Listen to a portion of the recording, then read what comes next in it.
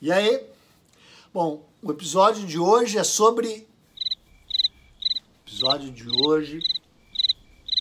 hoje é sobre cânhamo!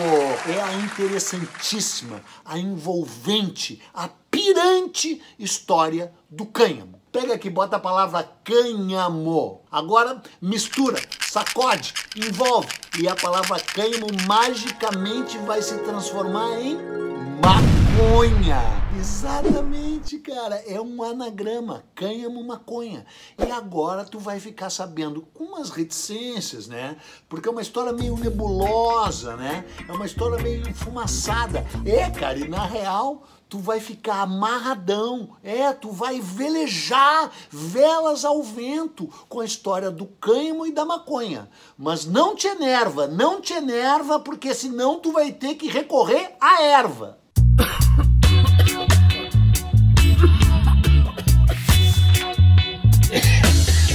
Tu nem sonha tudo que tem por trás da história da maconha. Tá, vamos começar. Quando é que a maconha chegou no Brasil? Foi no dia 22 de abril de 1500. Os índios tupiniquins, os nativos, estavam ali em Porto Seguro, no sul da Bahia, quando viram o vento, aquela marisia, trazendo o quê? Trazendo naus e caravelas movidas a maconha. Tá, tudo bem. Não era maconha, era cânhamo. O que é cânhamo?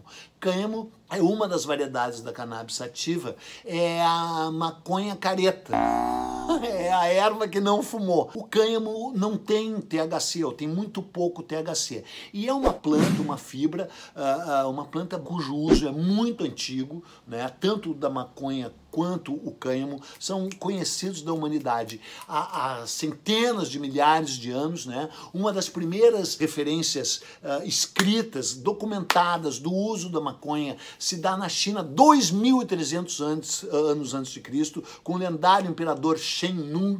Olha que cara boa tem o imperador Shen Nung. Depois o Heródoto, cara, o pai da história, registra o uso de maconha pelos citas, ali na Sítia, que hoje é a Síria, né? Os caras que montavam grandes tendas, assim, nômades do deserto, e que daí botavam grandes quantidades dessa erva cannabis e faziam, assim, uma sauna ali dentro. Depois os cruzados enfrentam uma seita chamada Axixins, que deu origem à palavra assassinos. Eram uns caras meio da ruim, né? Fumava aquele sol na cabeça toda, tinham vontade de matar cristão. E então o cânhamo, usado como fibra, e usado como corda, e usado para fazer tecidos e velas, é tão antigo quanto a própria maconha. Esses registros da chegada, especialmente do cânhamo em Portugal, estão diretamente ligados à expansão portuguesa. As velas e os cordames das naus e caravelas portuguesas eram feitas de cânhamo.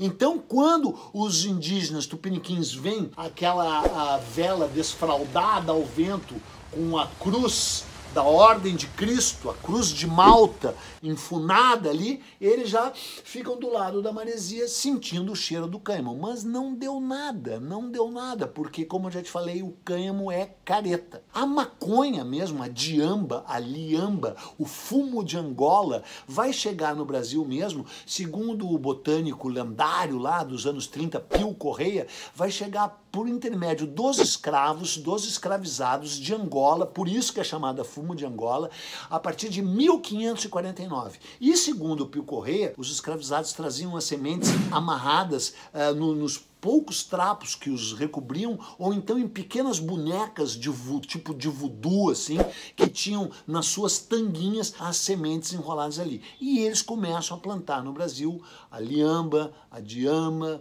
o bang, tem uma série de nomes que eles dão para isso. E a erva viceja e cai direto no agrado também dos índios. Venha, vamos fumar cachimbo da pai. Os indígenas brasileiros que já fumavam, você viu no episódio anterior, fumavam pitum, né, fumavam o tabaco, passam a fumar também em grande quantidade a tal erva sagrada. E sabe por que é erva sagrada? Porque o nome maconha vem de macana, que é uma palavra africana para erva sagrada. Porque a erva servia para 1000 panaceias medicinais, que nem o tabaco, e servia também pro relax. Inclusive tem algumas frases fabulosas, ó. Um cara, uma do bem e outra do mal, explicando a origem da maconha no Brasil, diz: entrou pela mão do vício. Mas pelo menos admite, era o lenitivo das rudezas da servidão, o bálsamo da excruciante saudade da terra longínqua onde havia ficado a liberdade. Os negros a trouxeram consigo, ocultas nos farrapos que envolviam aqueles corpos de ébano. As sementes frutificariam e propiciariam a continuação do vício nefasto. Tá passando mal. Tá passando mal. Mas o Edson Carneiro, um dos maiores estudiosos do movimento negro no Brasil e autor do melhor livro sobre o Quilombo dos Palmares, diz que havia consumo de maconha no Quilombo dos Palmares e nos momentos de tristeza, de banzo e de saudade da África, os negros tinham sempre à mão a liamba, de cuja inflorescência retiravam a maconha, que pitavam por um canudo de taquara, atravessando uma cabaça de água onde o fumo esfriava. Os holandeses diziam que esses cachimbos eram feitos com os cocos das palmeiras. Era o fumo de Angola, a planta dos sonhos maravilhosos. Então, a partir do uso pelos escravos, pelos escravizados, ela chega nos indígenas, embora as relações entre indígenas e escravos e africanos nunca tenham sido das mais amistosas, mas enquanto isso, os portugueses continuam firmemente devotados às suas plantações de cânhamo. O cânhamo inclusive era um monopólio estatal. Em 1783, eles estabelecem as Reais Feitorias da linha Cânhamo. E a Real Feitoria da linha Cânhamo daria origem a São Leopoldo, aqui no Rio Grande do Sul. São Leopoldo só passa a se chamar São Leopoldo depois da chegada dos imigrantes, em 1824. E ainda existia, até recentemente, a casa original da feitoria da linha Cânhamo, que deixaram desabar.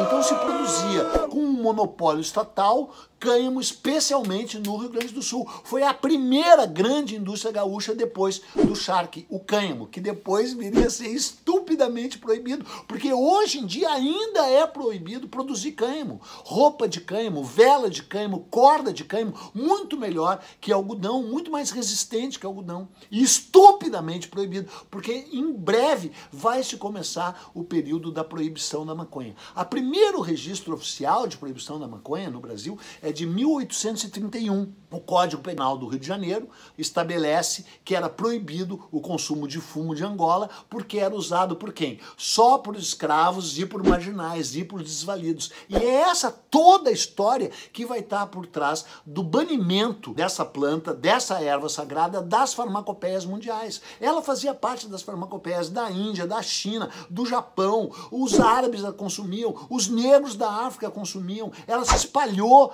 pelo mundo inteiro, né? Chegou lá nos indígenas norte-americanos, o cachimbo da paz era com tabaco e com maconha, e firmava a paz, o cachimbo da paz. Então se inicia a campanha, a perseguição contra essa erva por ser usada por escravos e por fugitivos, né, em 1831. Só que antes disso, a Carlota Joaquina viria a se transformar na primeira e mais famosa maconheira brasileira, porque ela passou a tomar chá de diamba. Ela tinha uma ligação com vários serviçais negros ali, que eles serviam de várias maneiras, etc. Vai lá ver o episódio da Carlota Joaquina, e ela passa a tomar chá de diamba e se amarra no chá de diamba. Inclusive tem uma passagem sensacional aqui no livro do Assis Sintra, que escreveu Os Escândalos de Carlota Joaquina, diz que, se sentindo desafortunada, perto da morte, a rainha teria dito ao seu criado, o preto Filisbino, que a tinha acompanhado do Brasil para Portugal, ela já estava em Portugal. E ela diz o seguinte: traga-me aquele pacotinho de flores de diamba do Amazonas com que me despedi para o inferno tantos inimigos. E aí faz o chá, toma o chá e Carlota relax. E bem justamente, como eu falei, nesta época da Carlota Joaquina, em outubro de 1830, surge a primeira proibição da maconha no Brasil. Vou te ler aqui, ó.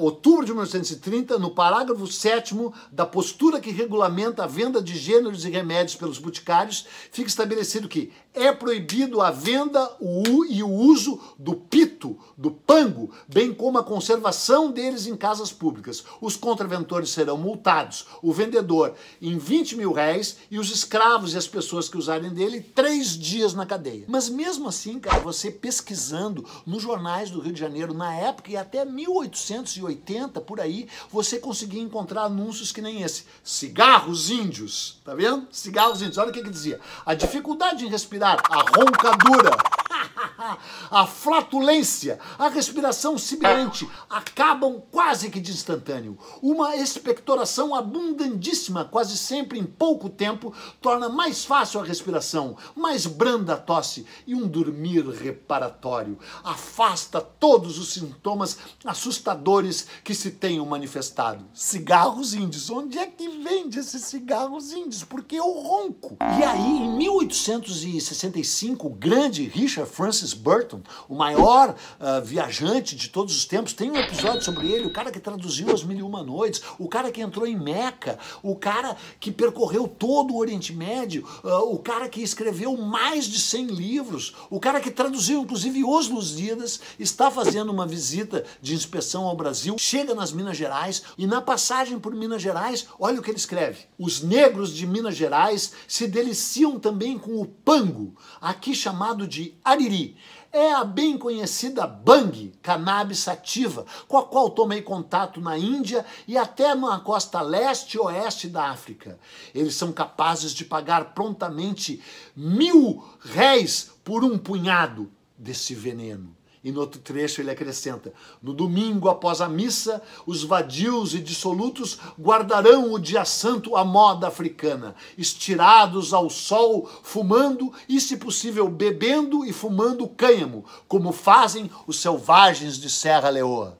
Pô, Richard Burton chamando de veneno. Vai ver que ele chamou de veneno. Veneno da lata. Porque daqui a pouco nós vamos chegar no veneno da lata, né? Só que é o seguinte, cara. O que a gente tem que dizer nesse episódio é uma coisa que tu não sabe. Que o Brasil foi um dos líderes mundiais. Foi a nação mais proeminente no início da campanha da proibição da maconha no mundo inteiro.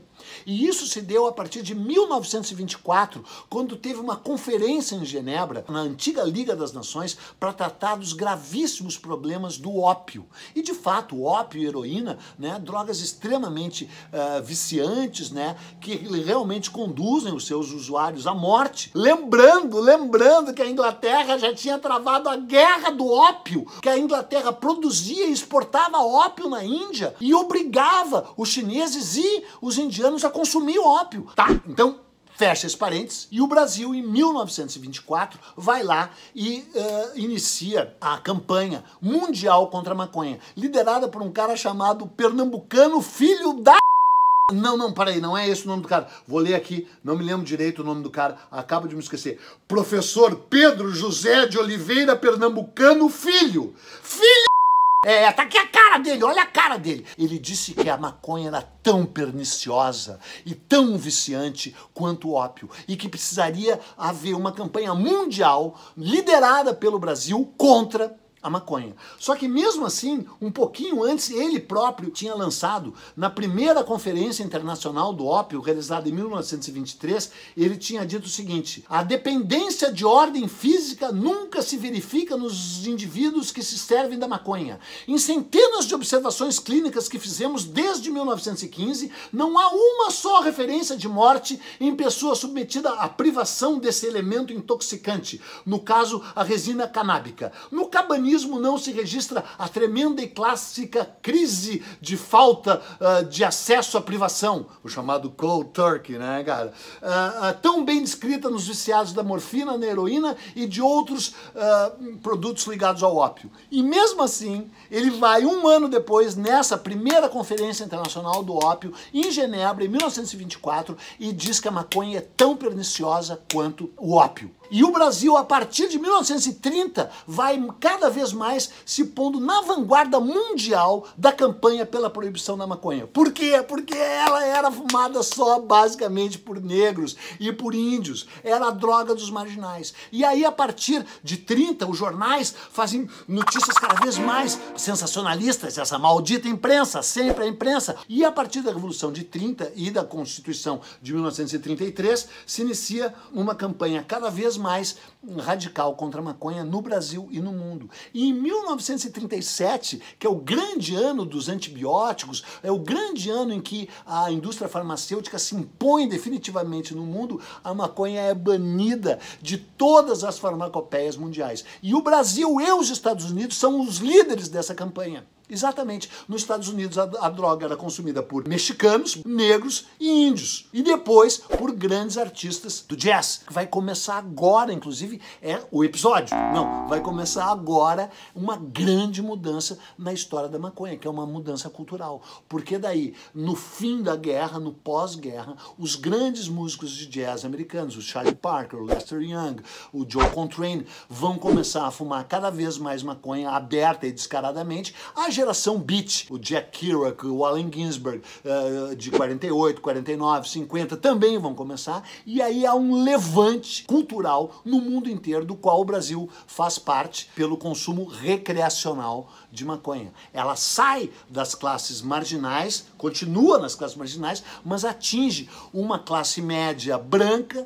que vai se tornar uma classe média universitária, meio que impondo que sejam derrubadas as proibições contra essa droga. O Brasil, em 1961, no governo de Jânio Quadros, participa da Convenção Única de Entorpecentes em Nova York e, de novo na liderança, impõe as proibições que, com o golpe de 64, vão se tornar muito maiores no Brasil. Mas antes disso, o Brasil tinha produzido estudos sobre a maconha. Ó.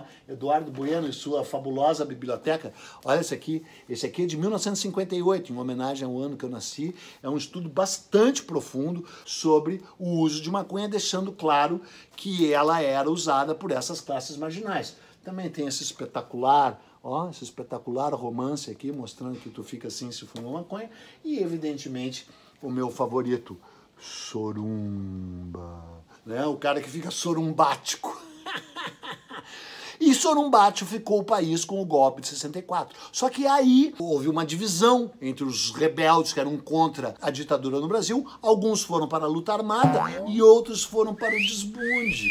Outros foram para a contracultura. Outros foram para a revolução contracultural, que chega no seu auge aonde? Nas dunas do Barato. Sim, estava sendo feita as obras de Upir, de um hemisfério de cocô, para jogar cocô no mar em Ipanema, né, uma tubulação grande, que movimentou toda a areia da praia, formou umas dunas, e ali naquelas dunas a Gal Costa, o Caetano Veloso, o Jorge Malter, o Jardim Macalé, o Luiz Carlos Maciel e mais uma montanha de outras pessoas foram desfrutar de uma jornada no deserto ali, né, cara, fumando no sol. E acontecia aquele momento mágico da história do Brasil, né?